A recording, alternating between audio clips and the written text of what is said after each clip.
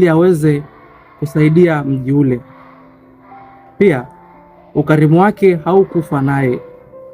Watu wengi walihudhuria katika kaburi lake na miujiza mingi ilitokea baada ya wagonjwa kupona na viwete kutembea.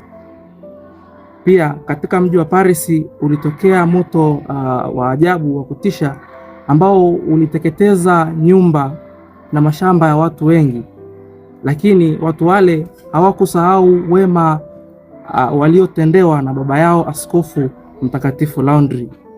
Mmoja wa watu wale alikwenda katika parokia ya Mtakatifu Jerome, ambapo walikwenda kuchukua sanda za Mtakatifu Landry askofu, wakaweka katika ncha ya ufito, ambapo waliweka katika makaa yale ya moto, na kwa maajabu ya sanda ile moto ule ukazimika. Tunafundishwa nini katika tafakari hiyo?